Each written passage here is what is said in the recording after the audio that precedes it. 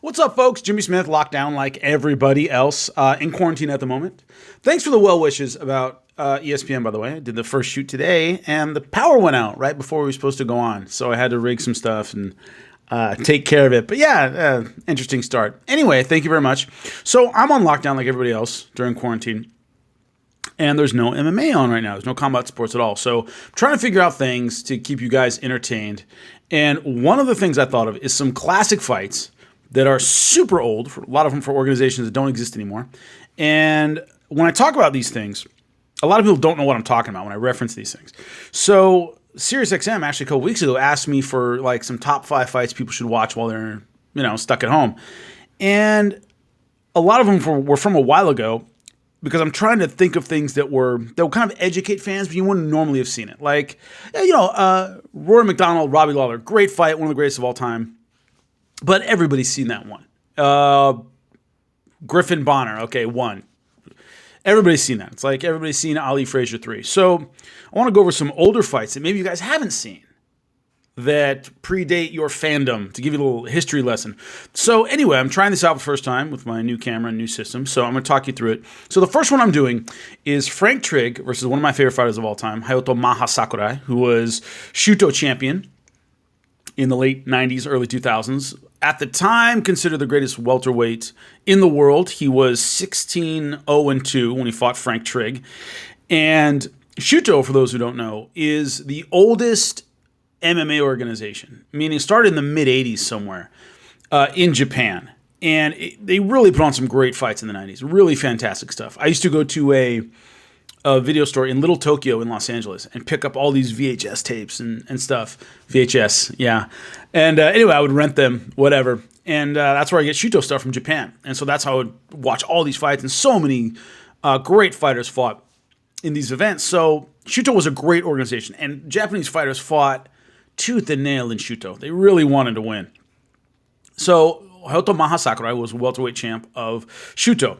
An important thing to keep in mind is welterweight wasn't as solid as it is now, meaning 170 was roughly a weight class, but in Shooto it was like 168 or something.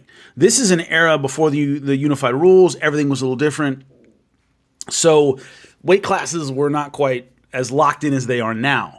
Shooto had some interesting rules. Paramount among them, they had a 3 knockdown rule, which I think they were the only organization that I recall that had a 3 knockdown rule. So obviously there's a difficulty in deciding what a knockdown is in MMA. Boxing is very, very specific. Anything but your feet touch the ground, that's a knockdown. So anyway, let's get started. Frank Trigg versus Hayato Sakurai. And this is the Shooto Reed event, which was December 17, 2000. We're seeing right now Frank Trigg. This was his 7th fight, I believe. Anyway, this guy, incredibly talented, wrestled at Oklahoma. If you look at the NCAAs in 1996, he went 2-2 in the NCAA tournament, so he started for Oklahoma. Right now, that's JJ Machado he's beating up. He won that by referee stoppage. He beat Fabiano Iha in Pride. So a couple of good jiu-jitsu guys he had beaten. Excellent wrestler, big for the weight class. And the thing is that at this time, he was with a team called Raw, which was Real American Wrestling, which was started by Rico Chiapparelli. And basically it was Team Quest before Team Quest. If you don't remember what Team Quest was, that was Dan Henderson, Randy Couture, Matt Lindland. They were all on this thing called Team Quest. Well, before it was called Raw, Real American Wrestling. And Quest broke off from Raw and formed their own team. Now that's Hayato Sakurai. The problem is there aren't a lot of names at the point of this fight. Once again, I think he's 16-0-2. He hadn't faced very many names that a modern MMA fan would know. His debut was against a guy named Caol Uno, who is, if you're an older fan, you know who Caol Uno is, a standout welterweight. I'm sorry, not welterweight, lightweight. He beat a guy, Tetsuya Kato, who was tough at the time. But once again, not a lot of names that you guys at home would know. But he was considered the number 1 welterweight in the world at the time. And so it was kind of an interesting matchup with Frank Trigg, because one thing about Japanese fighters in Shooto is they tend to fight other Japanese fighters. When you talk to fighters all over the world, not just Japanese fighters, about fighting Americans, they will say, man, they're strong. They're strong, they're big, they tend to come from a wrestling background, so they cut a lot of weight. That's going to be a factor in this fight. So Frank Trigg versus Hayato Sakurai in Japan, December 17th, 2000. So I don't know if that's Rico Chiapparelli in the corner. I can't tell with the hat on. But in the interview before, the volume's all the way down because the commentary is in Japanese anyway. But in the interview before, Trigg talks about not really knowing who Hayato Sakurai is. He's like, he's good, whatever. I'm not too worried about it. This was an interesting test for both guys stylistically because Sakurai had never taken on a wrestler, really any wrestler at all that I can think of. And Frank Trigg was taking on somebody a lot of people thought was the number one guy in the world at the time.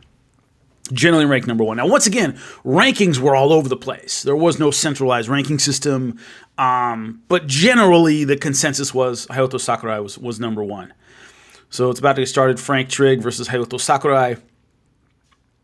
And Sakurai, if you look at the weight class, Frank Trigg's a decent-sized welterweight. Even in an era where most guys didn't cut that much, Frank did.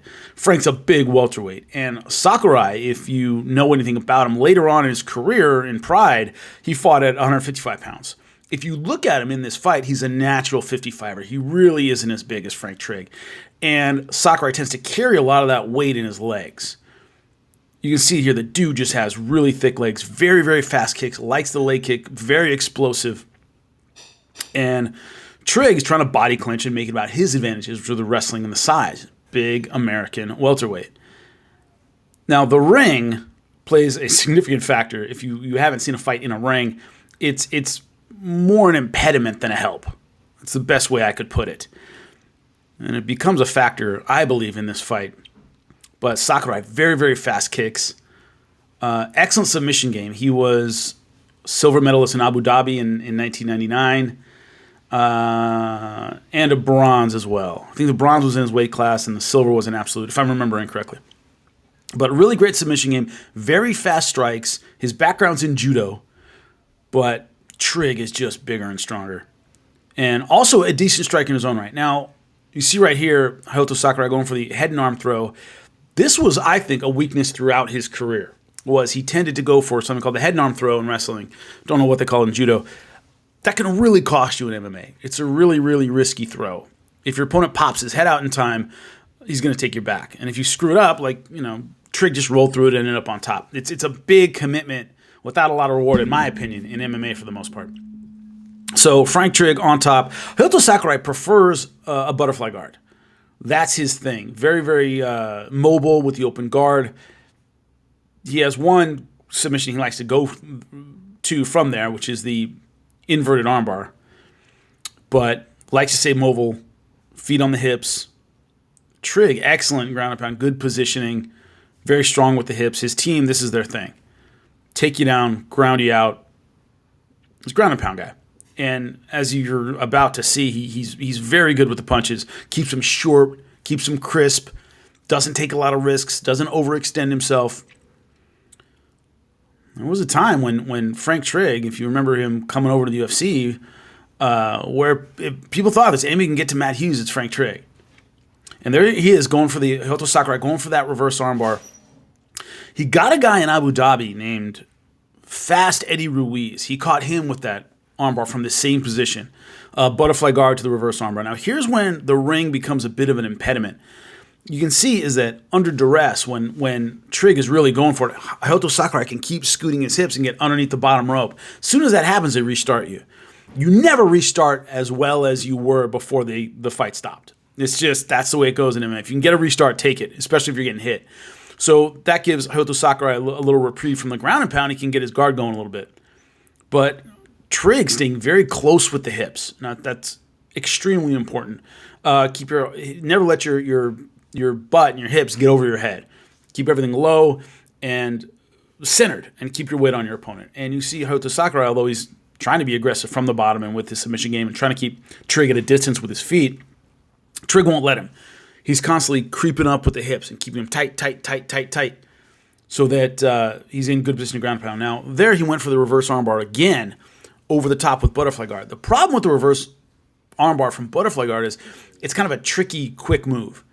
And if you can't get it the first time, your opponent then is hip to it, and he's not going to fall for it again. It's not a positional, stable kind of armbar. It's very quick and fast. Well, if your opponent knows it's coming, they can look out for it again, and that's what Trigg did now. Trigg's really laying it on him now with the ground and pound. And once again, you see Sakurai just getting over to the edge underneath the ropes, scooting out, and the ref has to come in and restart it. I used to call M1 that was in the ring, and this happened all the time. And I'm not saying Hayato Sakurai is trying to run from the ground and pound, but he's naturally going to try and move away, and what happens is you end up going outside. So once again, going for that reverse armbar position and Trigg not having it. Excellent ground and pound. You see the ropes are getting in the way of him laying on big shots right now, so trying to go over the top of it, but it's tough. Got in the way again, but Trigg not relieving the physical pressure. Staying on Hayato Sakurai, not giving him any breaks. You see the nose starting to bleed already, starting to wear him down. Nice left hand there.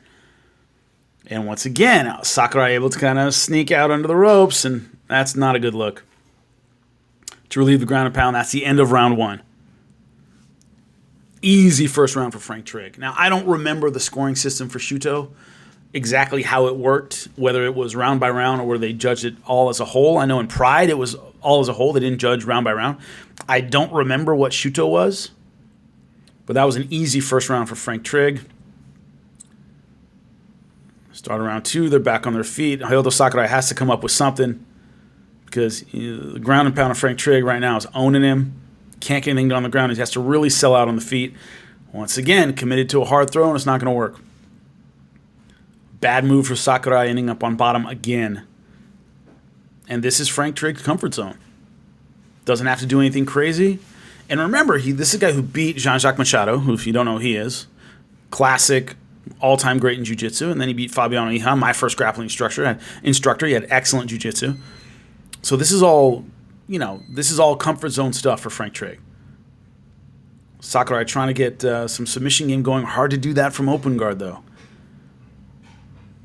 Trigg just, once again, putting it on him. Ropes are in the way. I think this is maybe the third time that the ropes have really saved Hayato Sakurai. Look at that.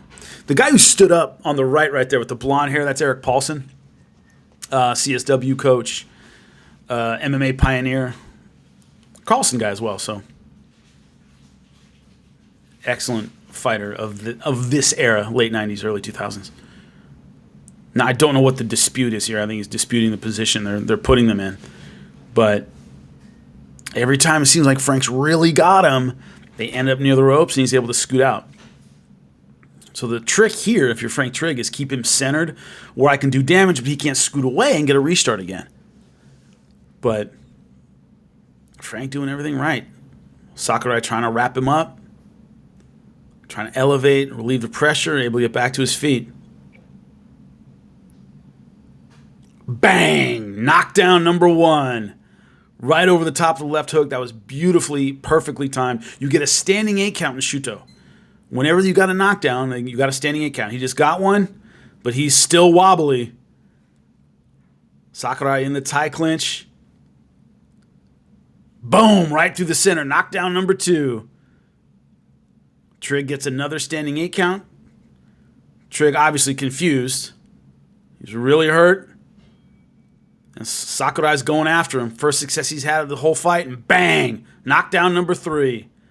Hayato Sakurai wins over Frank Trigg by TKO. I think TKO or knockout. Don't know what they'd call it at this point in Shooto. But 3 knockdowns right when he needed them in a fight where he was getting handled on the ground by Frank Trigg. Trigg's upset. I don't know if it was explained to him that 3 knockdowns and it's over. But that was, I think, the best performance probably of Maha Sakurai's career. There's a replay of it. Bam, that left hook. Perfectly timed. Second one, here's the knee right through the center. Boom. All legit knockdowns. Can't complain about any of those. And that's 3. Now, you see it's kind of a half shoot by Frank Trigg there, but I think that's a legit knockdown. Great job by Hayato Sakurai. Great fighter. There's your MMA history lesson for today. I might do a series on Sakurai and do another couple of his. Basically, let me know how you like him. If you do, I'll do more of them. If you don't, then I won't. But let me know what you think. But that was Hayato Sakurai versus Frank Trigg. If you like it, I'll do some more. All right? And also, leave in the comment sections any suggestions, fights you want me to break down or look at. They got to be old for copyright purposes. All right? So, thanks a lot. Appreciate you.